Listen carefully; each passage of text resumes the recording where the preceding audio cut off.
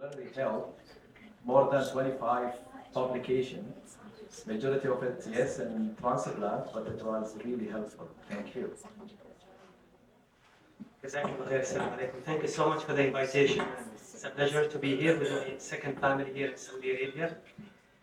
Today I'm going to talk about leptospirosis, insights and solutions for a safer future. I have no disclosures. This will be the outline of my presentation. I'm going to talk about epidemiology, transmission, clinical presentation, diagnosis, treatment, and prevention. This paper was published in 1886 in Germany. It's published in the Dutch Archives of Clinical Medicine, and it is about 35 pages. And you have to use Google Translate to understand what's happening. This is a paper describing leptospirosis for the first time in the history by Adolf Weil or Prof. Weil. That's where the name comes from. And basically, Prof. Weil, many years ago, described 4 cases of patients who had similar presentations of febrile illness, jaundice, splenomegaly, and conjunctivitis. And very intelligent way he was describing that I have a feeling there is something common among all these 4 cases. This is not typhus, this is not typhoid fever. And he went through the differential diagnosis, and with the limitation of the investigation, he made it clear that there is one pathology, and he was very clear, one day somebody will come up with a diagnosis. Then about 20 years later, Stimson managed to describe the leptospiral, they call it at that time spirocheta interrogans. And in a patient who was dying with acute renal failure, they did a renal biopsy, and he did silver stain, and he looked under the microscope. This is not the real picture, but similar to what he saw. So they found that probably this is the diagnosis. So the name of leptospirosis had many names. Actually, depending on where you practice, depending where the outbreaks happen, they call it the Weil's falciparum disease, rice field fever, waterborne fever, all kind of mud fever, and you can tell from the names what is happening with these cases, and it's definitely related to the environment, related to incubation, related to exposure.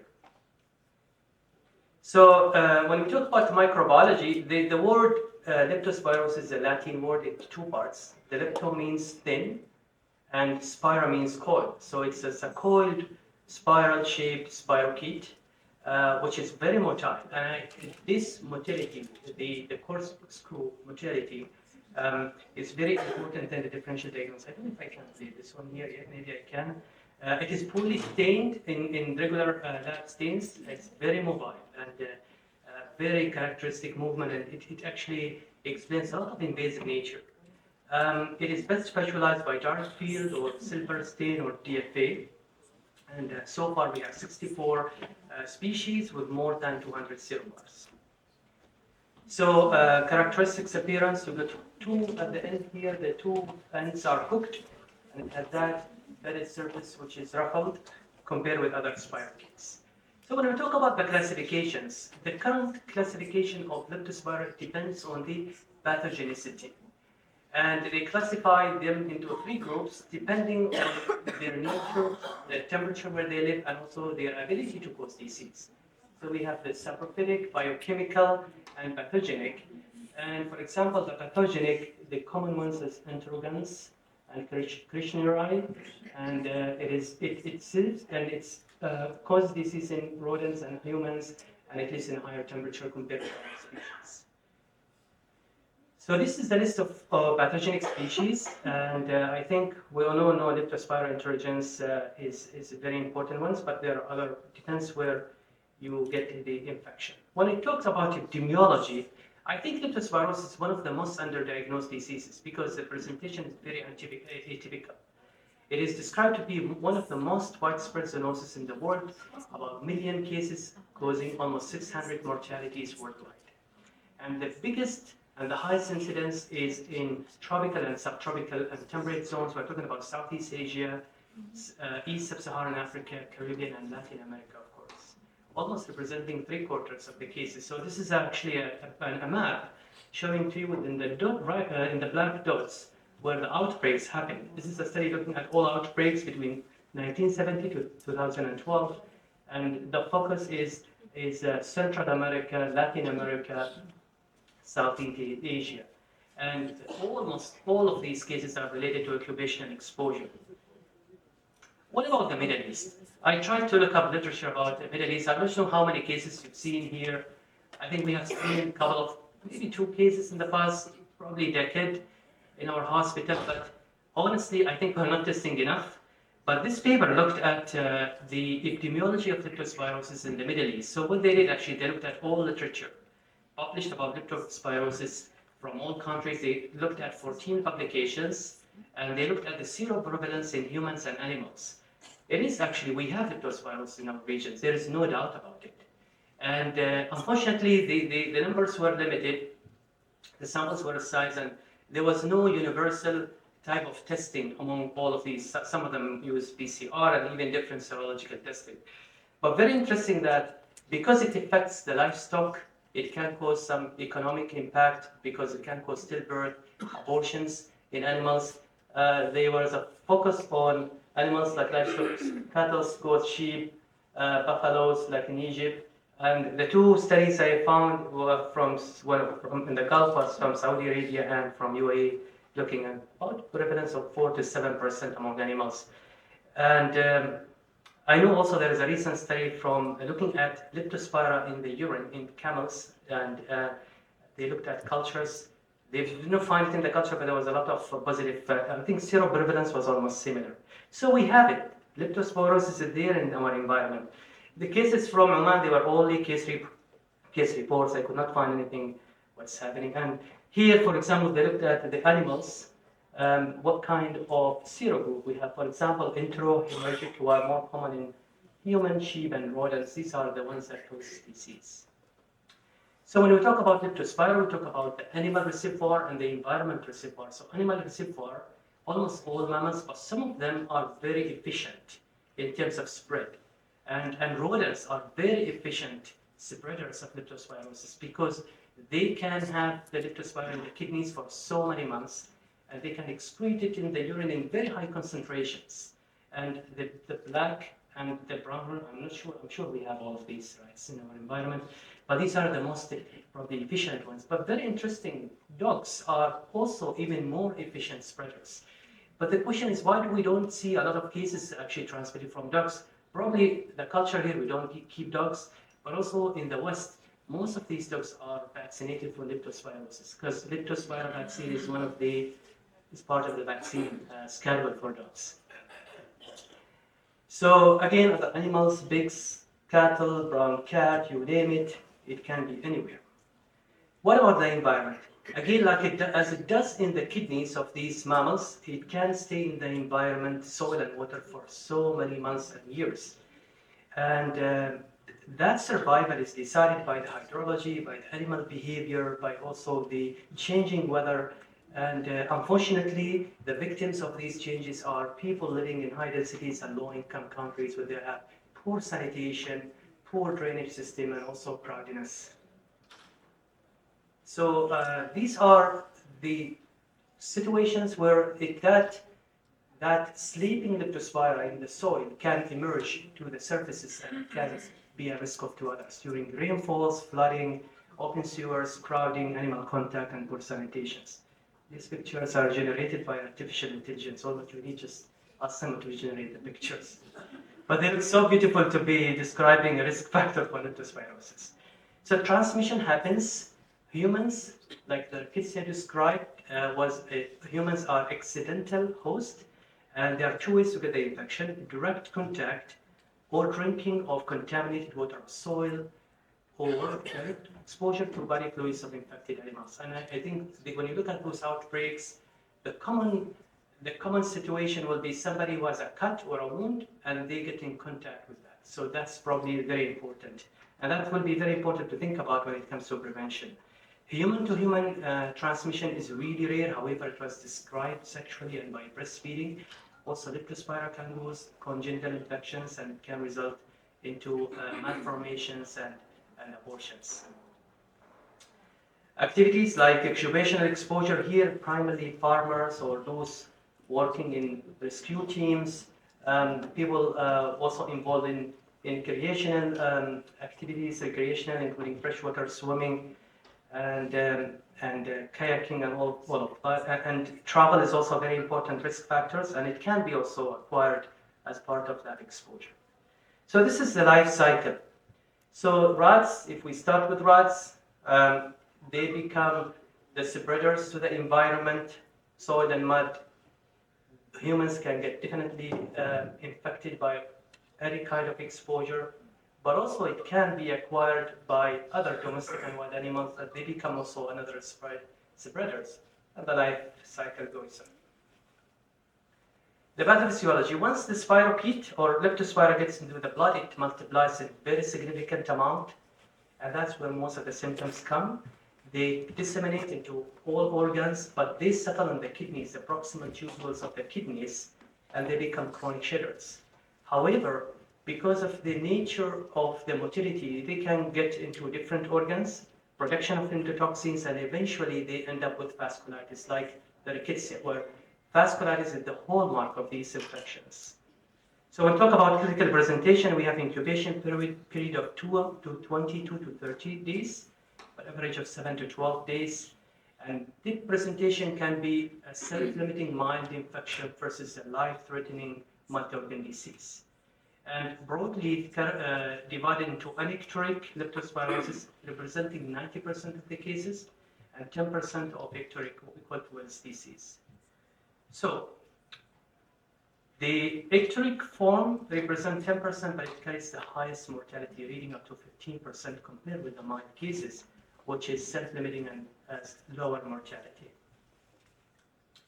So in the acute phase, and usually happens within the first week of infection, and it lasts up to 10 days almost. It involves different kinds of clinical symptoms. But I want you to pay attention to some features that may favor leptospirosis compared with others. The fever, but also the myalgia in the calves and lower back. The patient describes severe tenderness in the calf area. That's actually, if you look at the ATN guidelines, they add multiple points to myalgia and calf and tenderness as part of clinical presentation. They could be non-specific.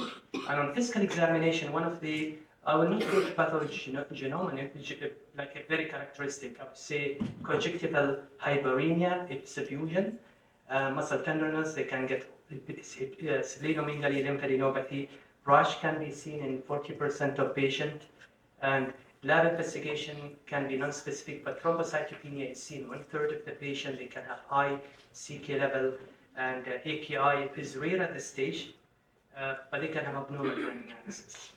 This is an example of the suffusion. So you have a combination of hyperemia of the conjunctiva plus subconjunctival hemorrhage.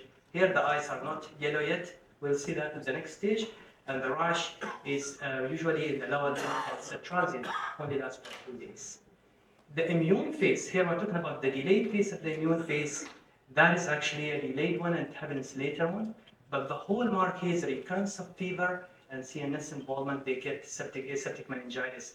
They can get uveitis. Usually this is immune-mediated process. So those biophades in those systems get recognized by the immune system, cytokines are produced, and the patient can get multi-organ involvement. If you do a CSF analysis, you will see something compatible probably with viral meningitis or encephalitis.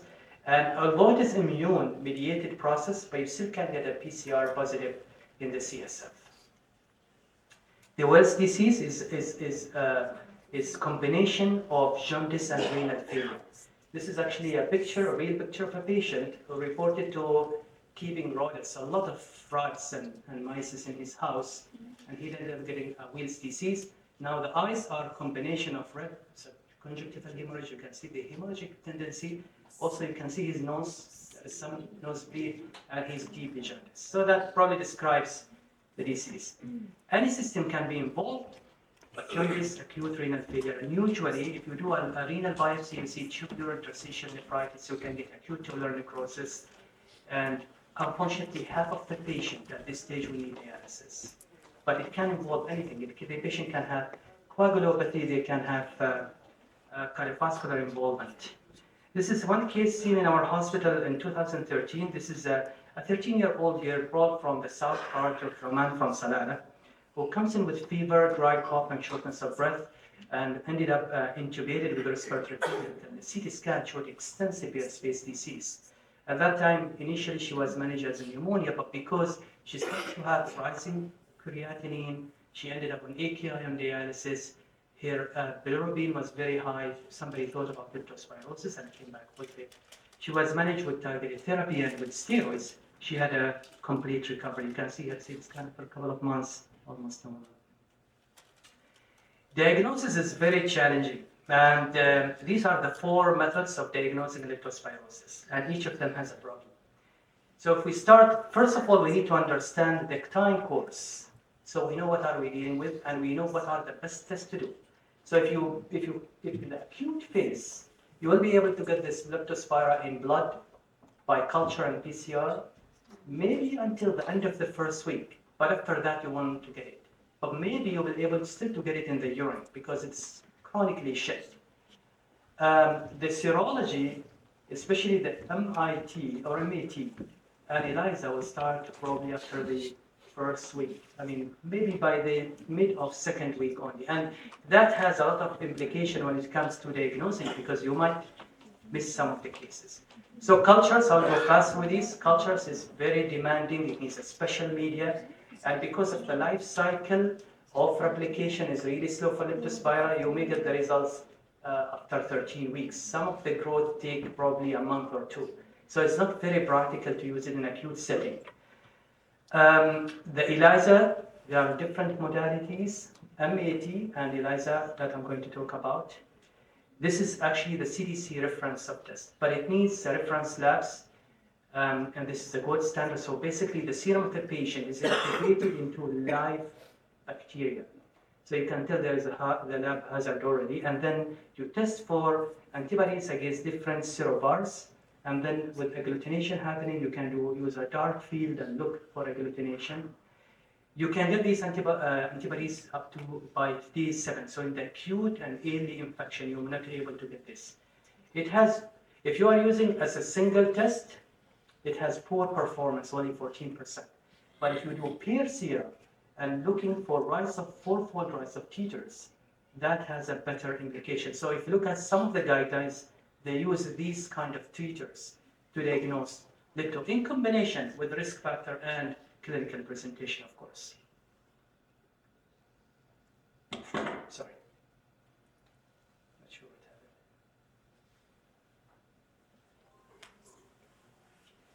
The ELISA is more available, much easier.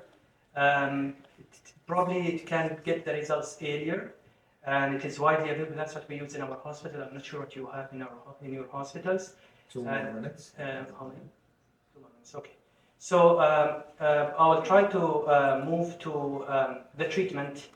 And so the management of leptospirosis, first of all, you have to consider differential diagnosis and co-infection.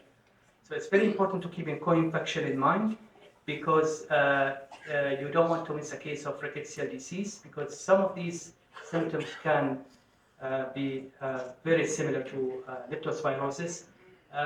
It's a supportive management, including fluid management, electrolytes, correction of coagulopathy, dialysis, and steroids. No solid evidence, but it can be used in severe pulmonary complications, and plasmapheresis is also can be used in severe cases. When it comes to antimicrobial therapy, for mild cases, you can use doxy or azithro. For pregnancy and children, you can use azithro or amoxicillin. But for patients who have severe disease and they're admitted to the hospital, you have to use intravenous antibodies, either penicillin, doxy, ceftriaxone, or cefotaxime. How to prevent it? There are 3 parameters. One of them, you look at the source of infection with rodent control, good sanitation, good water system, and then you have to block the transmission routes by wearing protective clothes, especially during incubation and also during during outbreaks and during floods. And we'll talk about vaccination. So there are animal vaccines. We already spoke about these. In terms of human vaccines, there are different types of human vaccines. The 2 famous ones are this one, The Ciprolest, the problem with these vaccines, they are short-lived in terms of protection. You have to take it every 6 months to 1 year. This is the one from by Sanofi, and it has efficacy of 60 to 100%. And there is another one, which is produced in Cuba, which is called Vaxpiral, and it's primarily indicated for people who are at risk of getting leptospirosis. The last part of prevention is chemoprophylaxis. Again, if you look at the literature about the role of chemoprophylaxis, is very debatable. There was a Cochrane study saying that it's not that helpful. However, it can be used in some scenarios. I know it's being practiced in some countries, and it is indicated during peak transmission seasons and outbreaks, high-risk extubation, residents of flooded areas, risk-averse, and the dose, and usually they use doxycycline or sometimes azithromycin weekly until the exposure is over. So this is an example of doxycycline being distributed in Philippines as part of prophylaxis. You can see in the background there is blood there. So leptospirosis is underdiagnosed disease, but probably is one of the most widespread zoonosis globally. Transmitted through contact with soils or water contaminated with reservoir animals' urine. AKI, hepatic derangement, myocardial involvement, pulmonary hemorrhage are the most serious complications. Diagnosis involves clinical features with exposure assessment, lab confirmation by serology or detection of the organism by culture or PCR. The management is supported plus antimicrobial therapy. If you give the antibodies earlier, you prevent the severe disease. Prevention indeed needs, actually, we need to understand the epidemiology. I think, first of all, in our setting, we need to understand, do we have a problem with leptospirosis? I think that needs to be looked at in the environment, and then definitely avoidance of risk exposure, vaccination, chemoprophylaxis are important tools to prevent the infection. Thank you.